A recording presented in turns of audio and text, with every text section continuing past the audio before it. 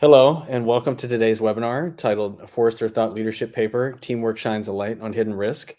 Before we get started, there are a few housekeeping items to keep in mind. First of all, today's webinar will be recorded and will be made available on demand shortly after today's broadcast. Secondly, anyone from the audience may ask questions during the broadcast by clicking on the questions button on the right-hand side of the BrightTalk web application. We'll save about 10 minutes at the end to answer any questions. Finally, the slides from today's presentation are attached to this BrightTalk webinar page in case you may be interested in revisiting these on your own time.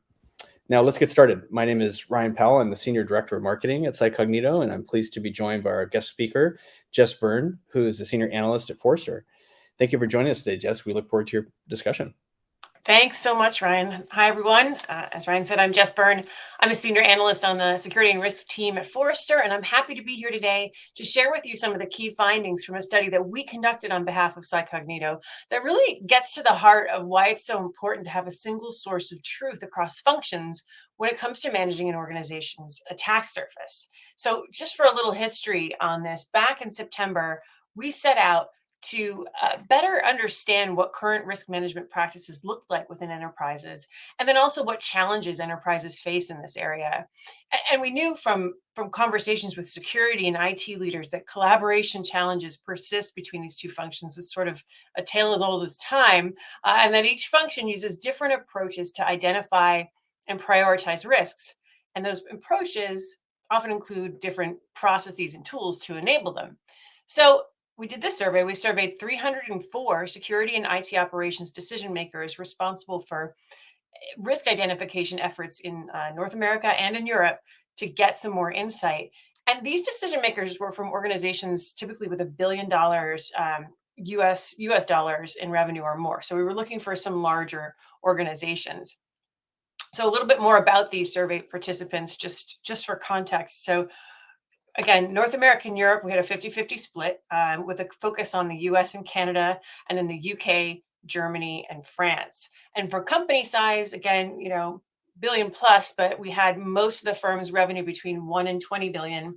And then that top 13% was in the 20 billion plus bucket. And for functions, we also had nicely a 50-50 split between IT and security, which I think gave us a really balanced perspective when it comes to some of the things we're going to be talking about in a couple of minutes.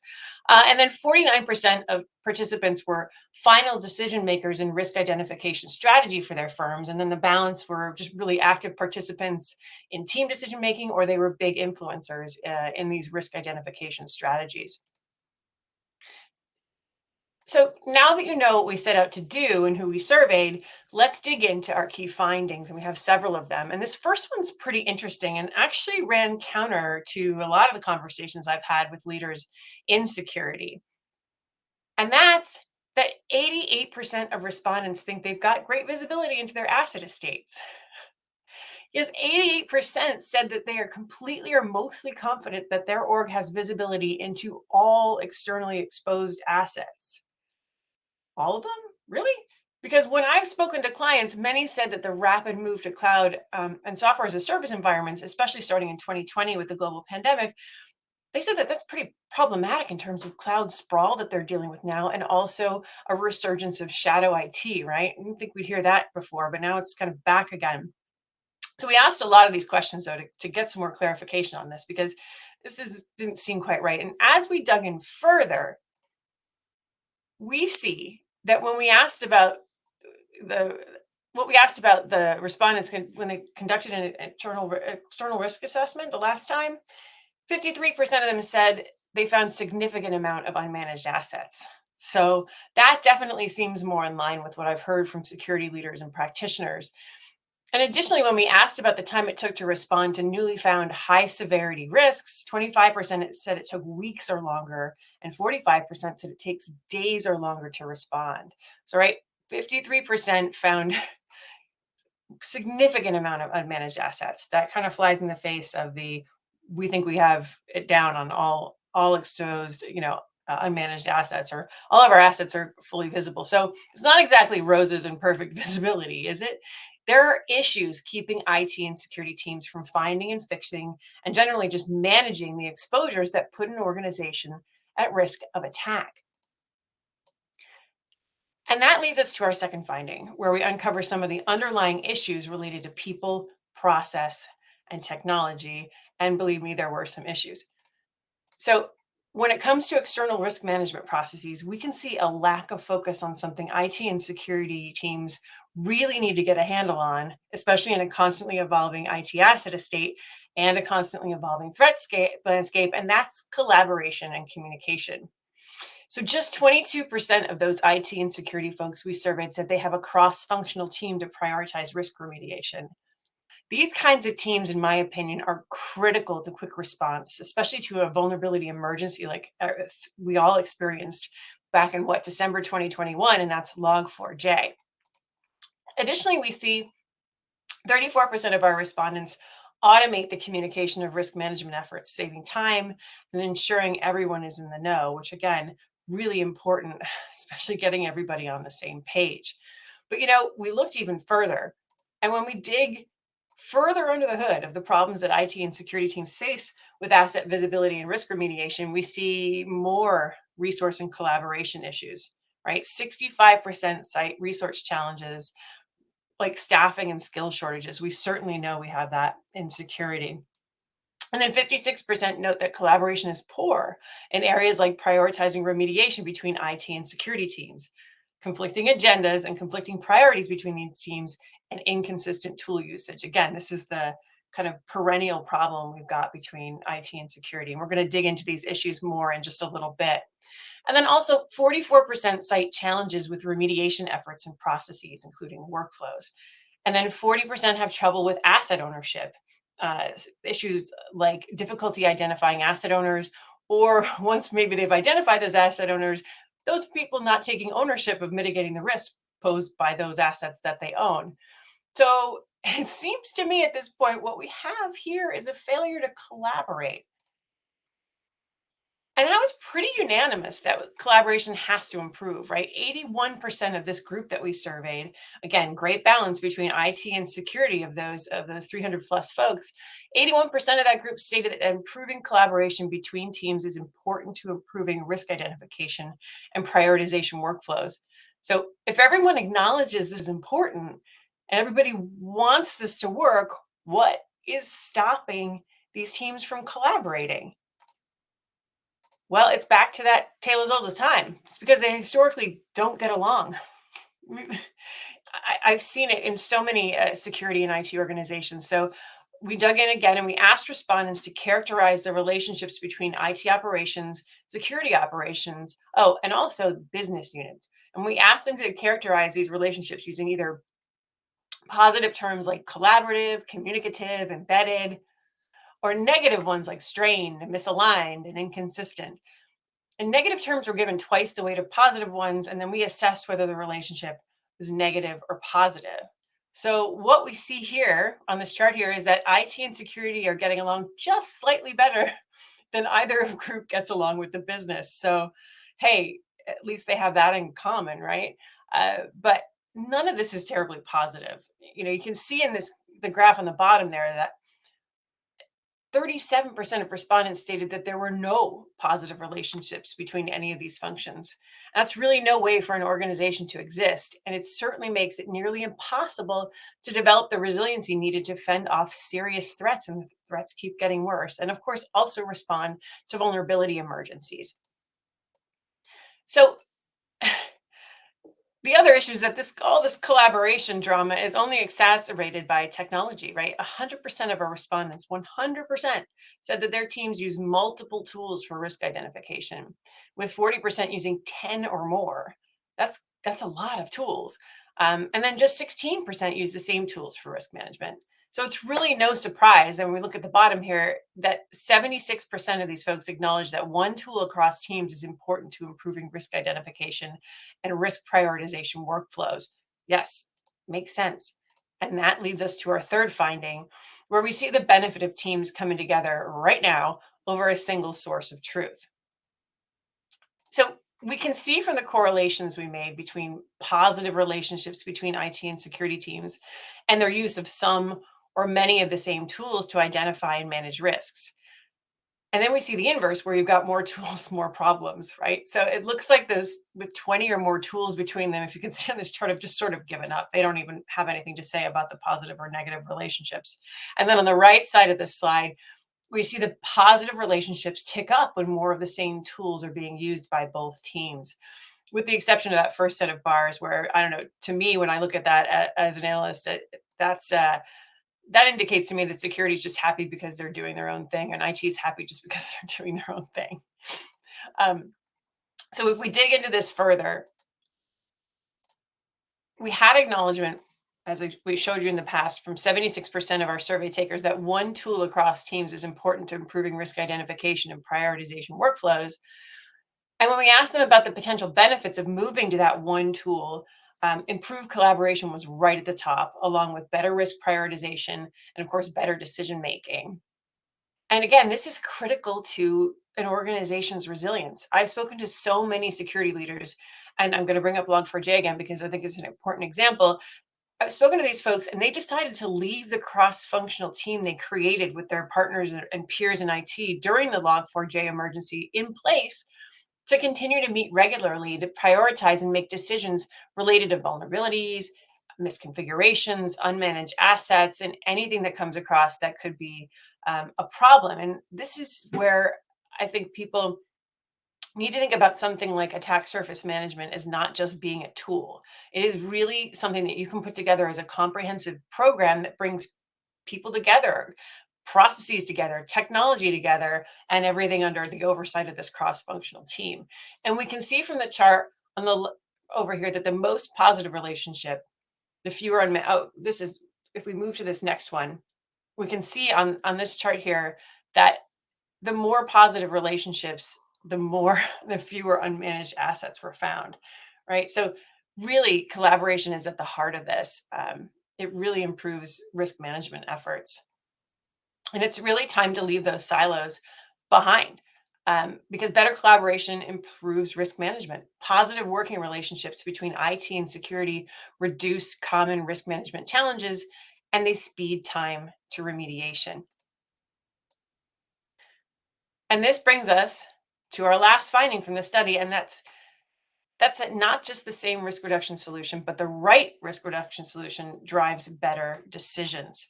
So when we asked our respondents what they felt were the most important features of a risk reduction tool, it was pretty clear that it needed to aid in risk prioritization, right? So to provide everybody on the team with the insight necessary to know which risks to act on first, because all these teams, there's a huge queue of things that need to be done. Let's not even think about actual just vulnerability management, just specifically risks that need to be addressed. And this tool also needed, according to these folks, needed to provide enough context for teams to make decisions like ownership, asset ownership, relationship between assets and the data that's flowing between them. And then beyond initial asset discovery, which is sometimes what people look into these risk reduction tools for in the first place, they're certainly important in reining in cloud sprawl and shadow IT, but this tool also needs to perform more than that. And it needs to continually test external assets by doing things like IP vulnerability scanning, dynamic application security tests, or DAST, to detect those CVEs.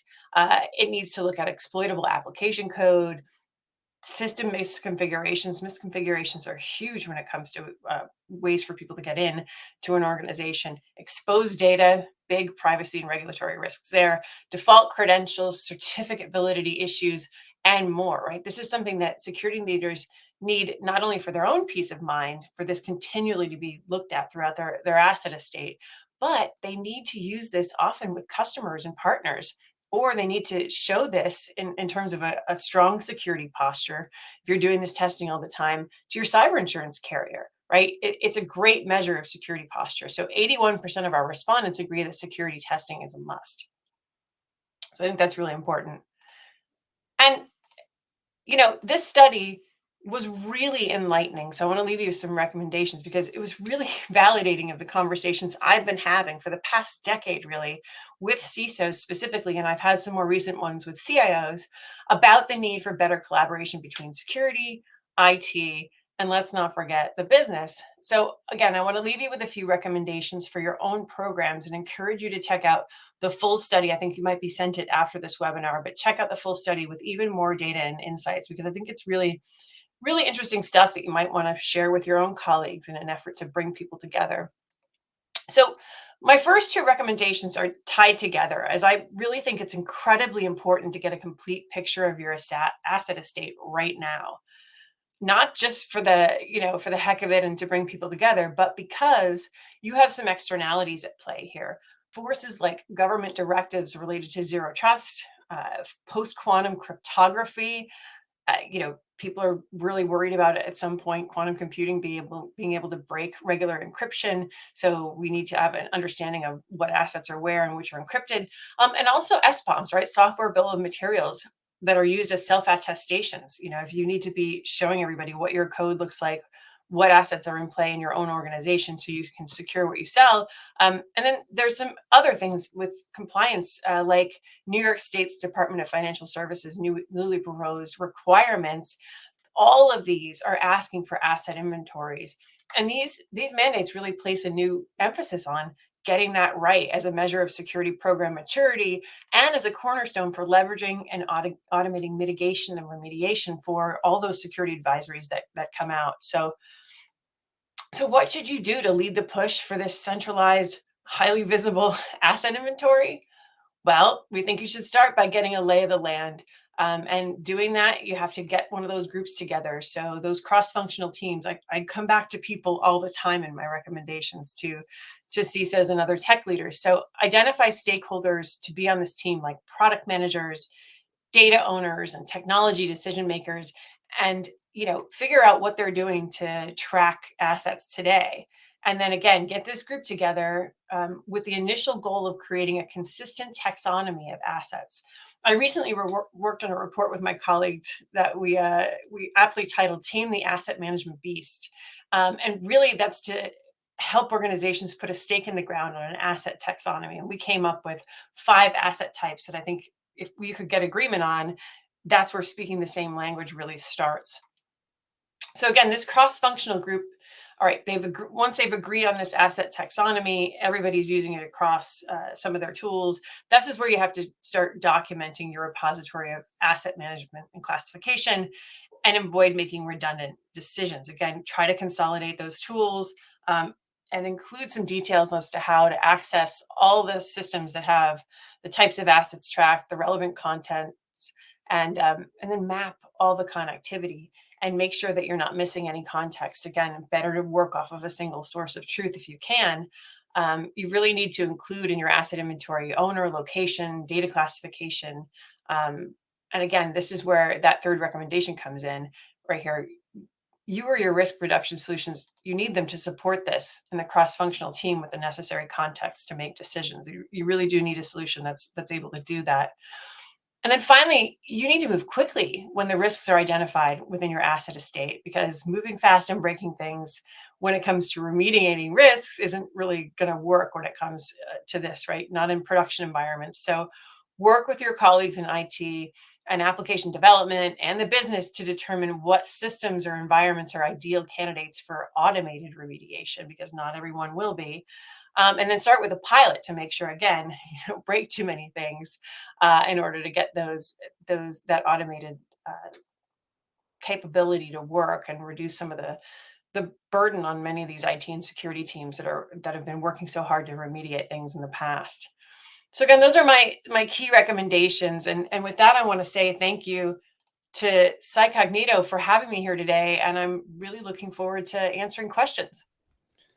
Yeah, absolutely. Thank you, Jess, for this wonderful presentation, and thank you and the Forrester team for putting together this wonderful thought leadership paper that really highlights a lot of the issues that IT and security leaders are having with asset visibility, risk prioritization, and issues with collaboration among their teams. And we certainly see this on the CyCognito side too when customers first come to us. So it definitely highlights some of the problems that are going on in today's market.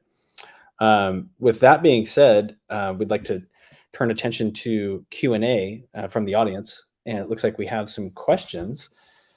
So I will jump into those now. So the first question from the audience is, Can you add color as to why organizations claimed they were confident with visibility into assets, but then it seems that they don't have good visibility at all? Why the disconnect? Yeah. So I think that's mainly because there was a bit of a irrational uh, exuberance, right? Because people were operating in their own teams and in their own silos and using their own tools. So there we've got people saying, yeah, I can see absolutely everything that I need to get my job done. And maybe the other team is saying some of the same thing. I would think that maybe IT might have felt a little more strongly about that, but that was a high number. So that meant both groups, because we had a 50-50 split, were saying, yeah, I've got perfect visibility into this. So I honestly think it's because of everything else that we were uncovering about the number of tools and the mainly negative relationships as to why people thought they had a handle on things. And again, it was interesting to see as people continue to answer questions in this study that they started to admit that there were some cracks in that initial aspirational statement of, yes, I have full visibility. Interesting. Okay, thank you. The next question is, do you have recommendations as to how to measure the effectiveness of team communication at my company? Yeah, this is a hard one. I think, I think there's some metrics that you can use to, once you've gotten the teams to agree to collaborate to get together. You could look at mean time to remediation. You could look at the reduction in the number of unmanaged assets as people continue to run discovery scans. You could look at security testing to see if the number of invalid certificates have gone down, and all of those things that we talked about, misconfigurations have gone down. I think that's part of it. Those are the metrics you can use in terms of looking at the reduction of sprawl and shadow IT. But one of the other things I'd like to recommend is that you might want to put some annual performance money on the line when it comes to these teams actually working together, because sometimes goaling people with a bit of a bonus tie, your bonus dollars tied to it, might be what it honestly takes to break this sort of time honored tradition of IT and security, and somewhat for the business not getting along, not communicating, not working off of the same page, having conflicting and competing agendas. So goal people, if you become a member of this cross-functional team that's assigned to reduce a company's attack surface. You can call it whatever you'd like in terms of that team. But if you're going some of your key players on your IT and security teams to be a part of that, they're going to find solutions because there's money on the line. Then it might become a matter of course. But I think to start things out, you might want to tie some dollars to it. Excellent. Yeah, thank you. Those are great suggestions for metrics. The next question from the audience is, external risk is a big topic for us right now. How does security testing help me remediate faster?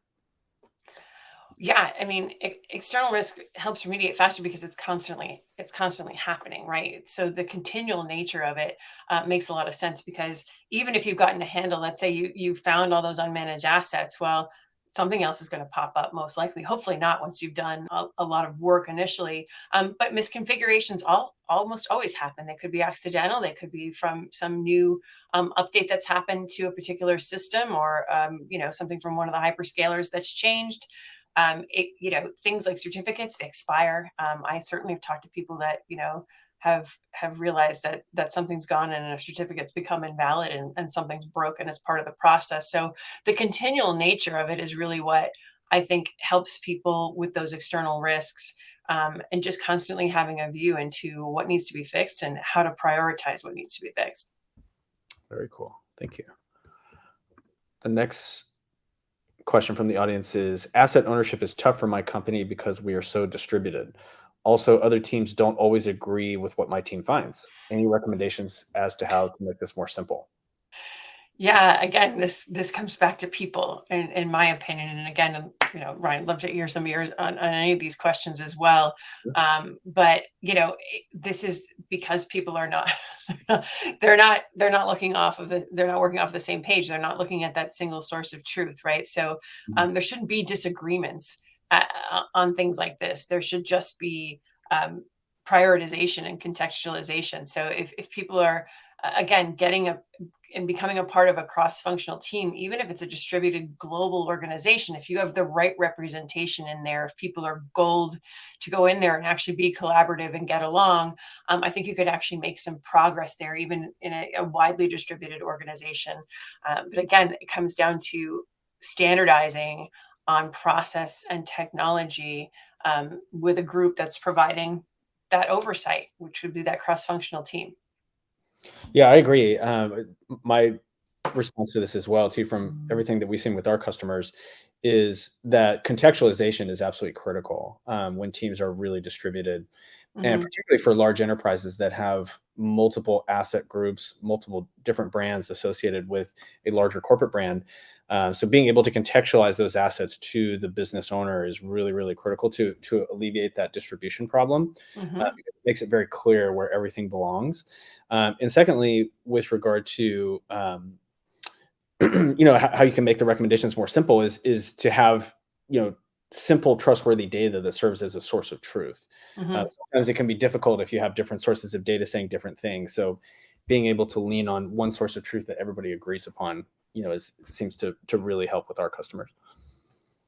Yeah, absolutely. And to go back to the business owners and the asset ownerships, I think sometimes the relationship with the business, um, business feels like they don't really have any stake into the health of those assets that they own, but they do. And it's not all up to security and IT. If they don't agree to do something to help mitigate a risk in that particular asset, then a risk memo should be sent out, and the business needs to take responsibility for not doing something that leaves a company exposed, right? And again, you can only do that if you can truly understand who the asset owner is and have those conversations. So again, having that data is critical. Hmm. Absolutely. And looks like the last question we have so far is, we have a lot of tools in our company. How do you recommend reducing the number? Mm. Well, I'd have to imagine at this point that the CFO is probably very keen on reducing the number of tools within an organization. I can't tell you how many conversations I've had recently with security leaders specifically who are getting a lot of pressure, not necessarily from the CIO, but from the CFO and even the board in some cases, to do some tool consolidation. And they're having to pick their battles as to what solutions they want to keep. So if it's time to shed some tools and you have solutions that you're very interested in keeping, now would be the time to make some concessions and say, well, I think we can do without X tools if we can all consolidate and agree to move on this one, in terms of this is where our single source of truth is, this is where our data resides, um, and make those business cases to keep the solutions you really feel are effective when it comes to risk remediation in your organization. And this also goes for things like email security, detection and response, all of that. If there have been multiple tools, especially in companies who've gone through you know multiple acquisitions, this is where you need to 2023 is a perfect time to take stock. Your CFO will thank you for it, in terms of honing down your tech stack into those tools that you feel are essential and really contribute to your maturity and your security posture. Yeah, absolutely. And just to add, my perspective to this question too. We see this with a lot of our customers as well, and I think one thing that really helps is having tools that do multiple functions. Hmm. And because a lot of tools are kind of point solutions for Right. one individual aspect of the vulnerability management workflow. And as you mentioned earlier from your research, is that one of the recommendations is to have a programmatic approach to attack surface management. And it's really critical to use products that can do multiple things. So for example, the CyCognito platform has the ability to discover all of the assets, contextualize them to the business owner, run continuous security audit testing, um, prioritize the biggest risks, and then kind of accelerate that mean time to remediation by facilitating Mm. better collaboration across IT and security. So that's our approach to it. But I think having tools that do multiple things is a good way to do it. Yeah, agreed. Cool. Okay. Well, I think that's all of the questions that we have from the audience today. So thank you again, Jess, for this wonderful presentation, and thank you to the Forrester team for putting together this excellent thought leadership paper. And to everybody who joined today in the audience, if you want to access the thought leadership paper, you can go to CyCognito's website and you can go to the resources section, And if you click on Analyst Reports, it's the first one featured at the very top of that section. And we'll also follow up and send that to you for further reading as well as a on-demand version of this webinar. So yeah, with that being said, thank you, Jess, and hope everybody has a great rest of the day. Thank you, everyone in the audience, for your thoughtful questions and for showing up today. Thanks, everyone. Thanks for having me. Okay, great. Take care. Bye.